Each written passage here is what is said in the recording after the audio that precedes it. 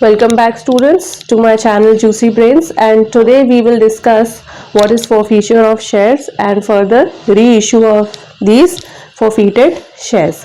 So basically एक simple meaning forfeiture का क्या होता है, means cancellation of shares. जब डायरेक्टर्स कंपनी के कैंसिल करते हैं शेयर्स को तो इसे हम बोलते हैं forfeiture of shares. तो क्या कंडीशंस होती हैं कि जब डायरेक्टर्स को कैंसिल करने पड़ते हैं शेयर्स, जब share holder specified time period पे और इंटीमेट करने के बाद भी अलॉटमेंट का मनी पे नहीं कर पाता या कॉल्स का अमाउंट पे नहीं कर पाता, तो directors have every right to cancel such shares. अब डायरेक्टर्स इन शेयर्स को कैंसिल तभी कर सकते हैं जब ये आर्टिकल्स ऑफ एसोसिएशन में मेंशन हो, और जो भी रूल्स एंड रेगुलेशंस आर्टिकल्स में मेंशन होते हैं उसी के अकॉर्डिंग फॉरफीचर और कैंसिलेशन ऑफ शेयर्स होता है. सो बेसिकली जो अमाउंट अब कंपनी के पास रह गया और कंपनी ने शेयर्स को कैंसिल कर दिया, उसके पहले जो अमाउंट कलेक्ट हो गया in the form of application money, it solely belongs to the company. ये सिर्फ और सिर्फ कंपनी का होता है और कंपनी ये जो अमाउंट होता है वापस शेयर होल्डर्स को नहीं देती. Now move on to the journal entries. तो जब फॉरफीचर ऑफ शेयर्स की बात आती है तो बेसिकली हमें टू कंडीशंस को ध्यान में रखना होता है. When shares are issued at par, when shares are issued at premium. तो जब शेयर्स को पार में इशू करते हैं डायरेक्ट कंपनी तो क्या जर्नल एंट्री बनती है, ये जर्नल एंट्री आपको ध्यान में रखना है. तो the journal entry will be share capital account debited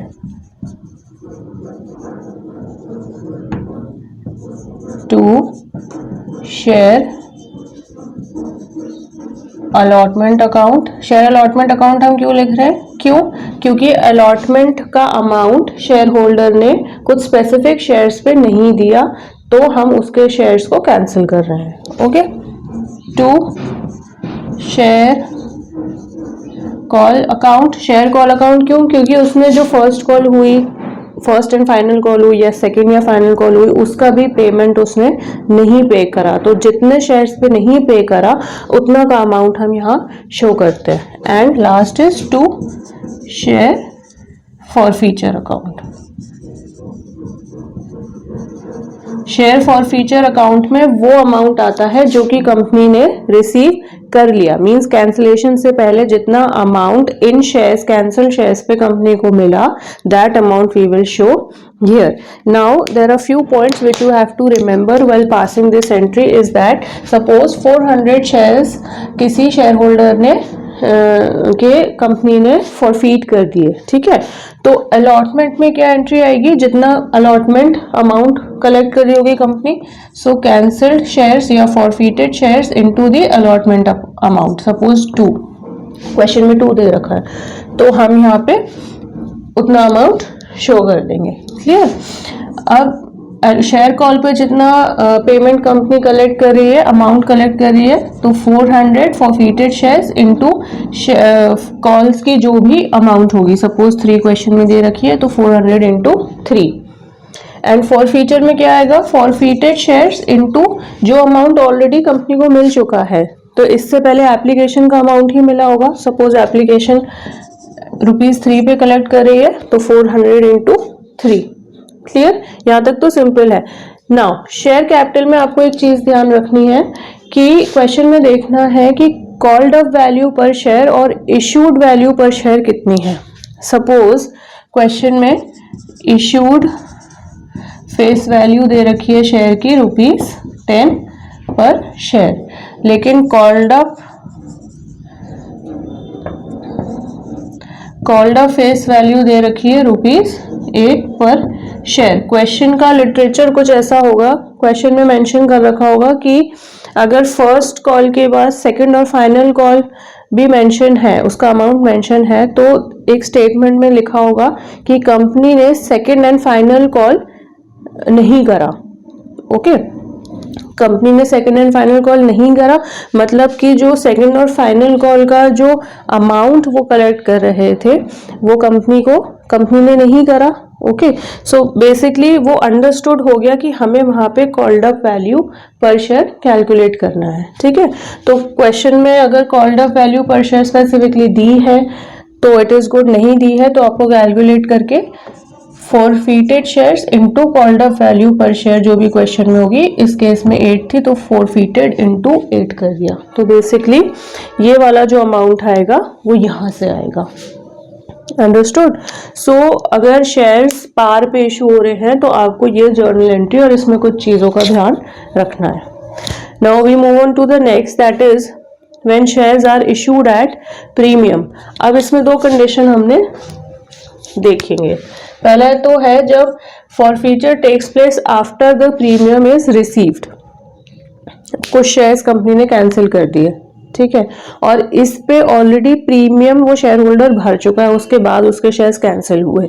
तो इस केस में क्या होता है, इस केस में जो भी प्रीमियम अमाउंट कंपनी ने कलेक्ट करा है वो कंपनी के पास ही रह जाएगा। Company has the right to retain the premium amount, okay, and not to return it back to the share holder, ठीक है।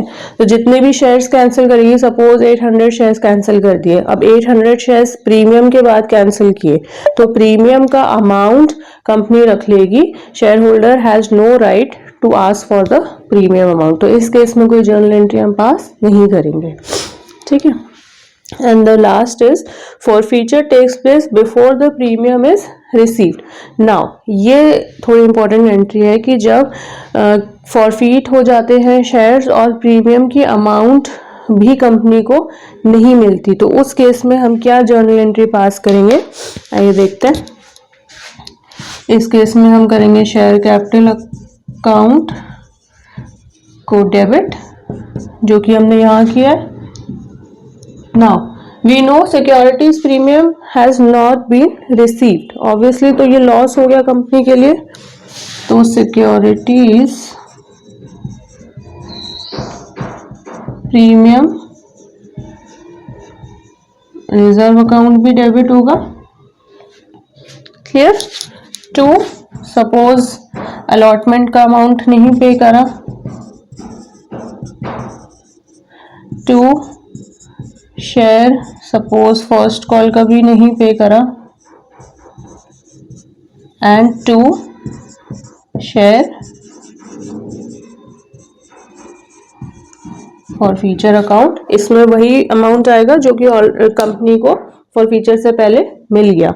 Now there are certain things to remember. Suppose जो अलॉटमेंट पे जो प्रीमियम है, दैट इज प्रीमियम की value ₹5 है, ठीक है, इसको हम ₹5 कर देते हैं और अलॉटमेंट की वैल्यू को कर देते हैं 2। क्लियर।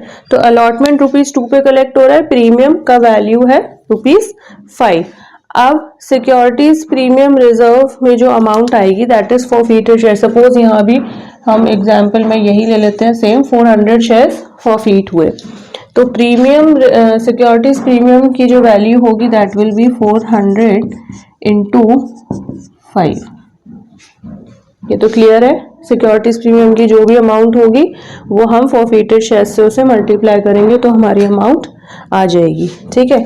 अब जब हम अलॉटमेंट की वैल्यू कैलकुलेट करेंगे, सो 400 इंटू 5 प्लस 2, क्योंकि अलॉटमेंट का ये पूरा हम इंक्लूडिंग प्रीमियम भी अमाउंट को कंसिडर करेंगे, तो दिस विल बी 7। सपोज इसका भी 2 है, शेयर फर्स्ट कॉल का 2 है और इसका 2 है एप्लीकेशन का, तो वो शेयर फॉरफीट में चला जाएगा, शेयर फॉरफीचर में, क्योंकि कंपनी को मिल चुका है। शेयर फर्स्ट कॉल का अमाउंट 2 है तो हम फॉरफीटेड शेयर्स इनटू 2 करेंगे। अलॉटमेंट का यहाँ पे टोटल वैल्यू इंक्लूडिंग प्रीमियम, और सिक्योरिटीज प्रीमियम रिजर्व में हम वही अमाउंट दिखाएंगे जो कि प्रीमियम की अमाउंट है। एंड शेयर कैपिटल में क्या वैल्यू जाएगी, फॉरफीटेड शेयर्स 400 थे, and called up value per share excluding premium. Exclude क्यों कर रहे हैं, क्योंकि हम ऑलरेडी प्रीमियम की अमाउंट को यहाँ शो कर रहे हैं, ठीक है। सो कॉल्ड अप वैल्यू, जितनी भी कॉल्ड अप वैल्यू होगी पर शेयर एक्सक्लूडिंग प्रीमियम, ये आपको ध्यान रखना है, दिस इज इंपॉर्टेंट प्रीमियम के केस में। क्लियर। यहाँ तो अलॉटमेंट में इंक्लूडिंग प्रीमियम हो जाएगा क्योंकि हम अलॉटमेंट का टोटल अमाउंट शो करेंगे, और सिक्योरिटीज प्रीमियम को जब डेबिट करेंगे तो प्रीमियम के अमाउंट से ही डेबिट करेंगे। एंड शेयर कैपिटल में जब कॉल्ड अप वैल्यू कैलकुलेट करेंगे तो वो प्रीमियम को हटा के कैलकुलेट करेंगे। Is it clear? ओके, हमने जो फर्स्ट केस में डिस्कस किया वह shares are issued at par, हमने अलग से अलॉटमेंट की एंट्री करी, शेयर कॉल की एंट्री करी, ठीक है।